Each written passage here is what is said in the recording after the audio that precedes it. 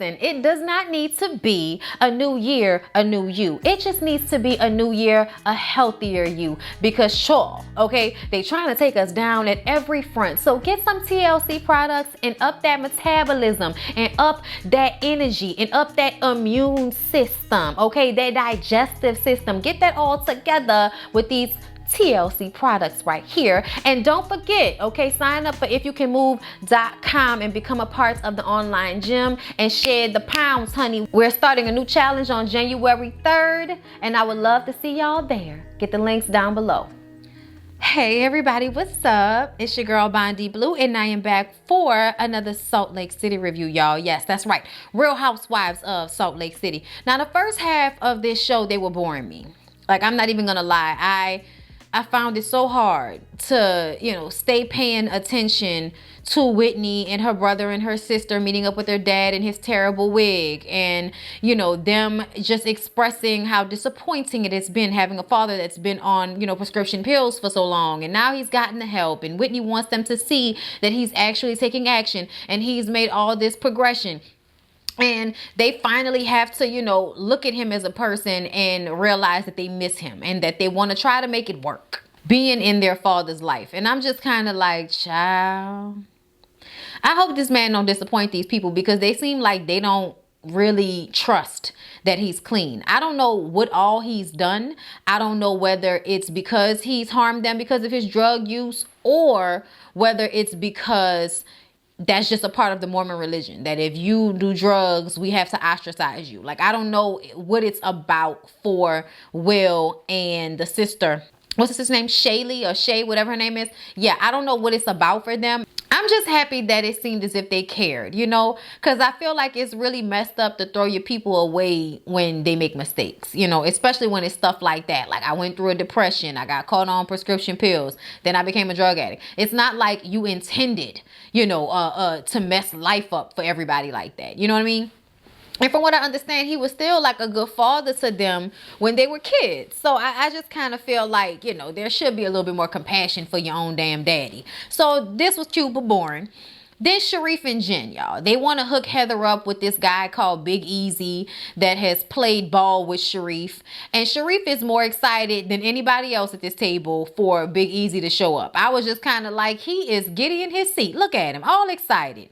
Jen wants Heather to know that she heard her last time they talked, that she does want to spend more time with her, and setting her up with one of Sharif's friends is a way to do that. I'm like, girl, how is that going to help you spend more time with Heather? Her being with Sharif's friend. What you think that's going to make Sharif spend more time with you? Like, man, I don't understand. Like, Sharif doesn't even spend time with you, and you think setting Heather up with his friend is going to mean more time for you and Heather? I was just at a loss for how that all made sense in her mind. But you know what? Fine. Here come Big Easy, all right? Tall, big man. Thought he was fat at first, but then he took his jacket off and I saw the muscle tone to his arms, and I was like, oh, okay. And supposedly he has money, but he doesn't drink. And Heather was looking for somebody to have a good time with, okay? And you ordering Shirley Temples and Sprites, that's not going to be a good time for anybody. But you don't know that man's life. It kind of annoyed me that she kept pressing so hard about whether he was drinking or not. Why do you care? Now, when he started to talk for an hour about his job, that's when shit just kind of got, oh, okay, that's why you single right now. Not only are you boring, but you inconsiderate. You ain't asked me nothing about myself. I'm sure they edited it all wonky, and that they actually did have a well-rounded conversation, and he wasn't just talking for an hour and a half by himself. But still, it just seemed not to be the good time that Heather was hoping that it would be. So then Whitney invites all the ladies to Vegas, okay?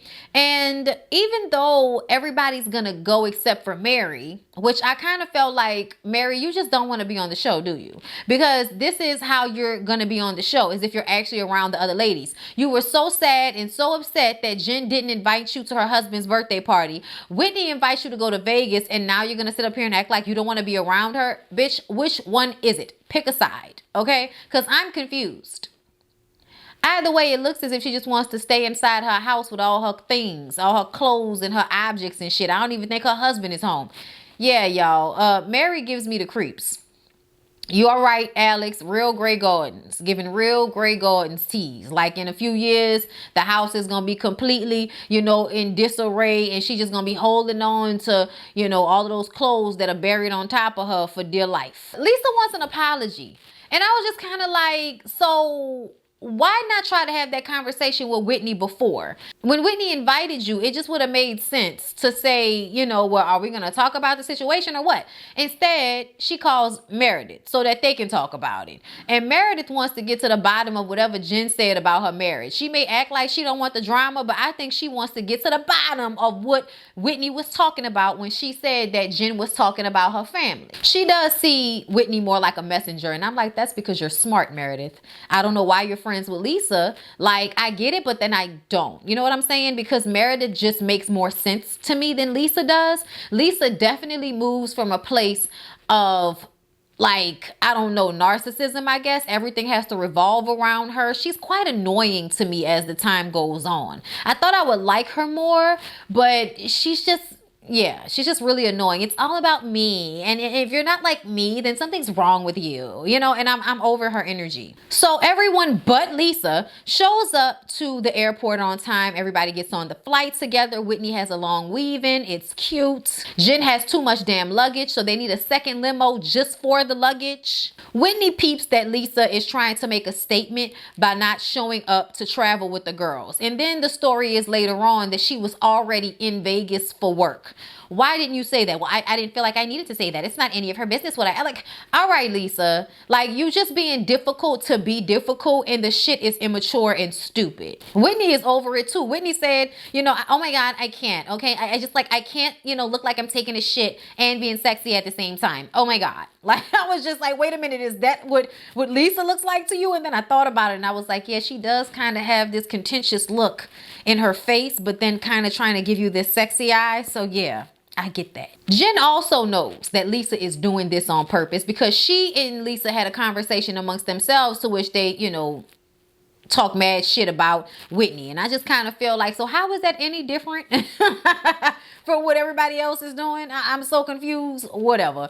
Like, it always kills me when you talk behind somebody's back and then you get mad at other people for talking behind your back. It's obvious that that's all anybody in this group is doing, is talking behind one another's back. Jen, especially you, because nobody wants to see you flipping out and doing the most like you tend to do. Whitney had plans for all of the girls to go like race car driving. They were gonna get some like fancy cars and go race car driving. Lisa was all excited for this. Meredith seems to be excited for this. And then here comes Jen. Well, I'm sorry. I have like something planned for me and for Heather. Like, I have a little surprise for her. So she wants to take Heather shopping. Whitney had to keep her cool. But when she and Heather got up to her suite, she was just like, oh my God, I wanted to scream. Like, she's trying to hijack my plans and my trip. Like, if I wanted us to be separate, then we could have stayed in Salt Lake City, okay? Like, I have plans and you're ruining my plans. And then Lisa showing up all late and shit. Yeah, you ruining the plans. I get it, girl. Like, it is kind of aggravating that everybody is just trying to shit on you by not only having an attitude, but inconveniencing you. Lisa and Meredith want all the smoke, okay? They want to know why Whitney was talking all of this shit about them, telling Jen that they were scared of her. They never had that conversation with her, so they need to get to the bottom of it, all right? So Lisa, Meredith, and Whitney go and do the car thing, go race the cars. And they have a really good time. And after they talk about it, and Whitney apologizes for not coming to them first, but says that Mary is the one that said that they told her that they were scared of Jen. And I also feel like we can tell y'all are scared of Jen. Meredith, you may not be really scared of her because, you don't move when she cries the way she wants you to. But Lisa, you jump when she cries. Heather jumps when she cries. Whitney jumps when she cries. Like, all in all, everybody, changes how they act to suit Jen in her bullshit. So to me, I feel like the statement may not have been said to Mary, but I still think it's true. I've said that before, but whatever. It was really awkward though. Like, it was hella awkward between them at the beginning because they were all in a car not talking to each other on the way there. But once everybody like went out and rode the cars, they had fun and they were able like to have a conversation and get over it, which I'm glad.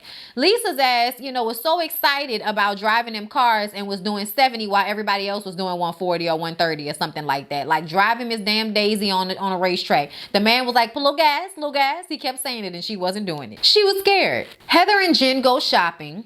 Okay, and it's like a private little shopping situation where they pull things for you, you try on shoes and you drink, and they were having a good time. Okay, Jen jumps on top of the bar and then almost breaks her neck on the way down, and then they talk about Whitney.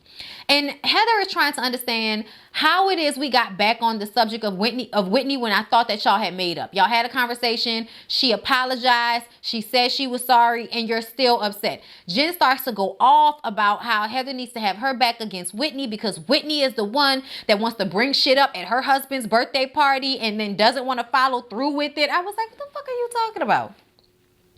The truth of the matter is, Jen, you're upset that she brought up that you were going around talking shit about Meredith and her husband. Like, that's what you're really upset about. Be real, be honest, okay? Don't sit up here and talk about it's about Whitney and she ruined your husband's birthday party. You ruined your husband's birthday party. And I wish Heather would have said that. But instead, Heather said, so are you saying that Whitney made you throw the glass? And she was like, what's hard about this to understand? What's hard about this to understand? And I'm just kind of like, the hard part is us not understanding how a grown-ass woman cannot take responsibility for her own actions and see that, yes, while Whitney was being messy and being a little drunk and not going about things exactly the right way, yes, for sure, you still went around talking shit about Meredith and Seth behind Meredith's back, pretending to be her friend, and now you want to act like a victim when somebody talks about how crazy you act? Girl,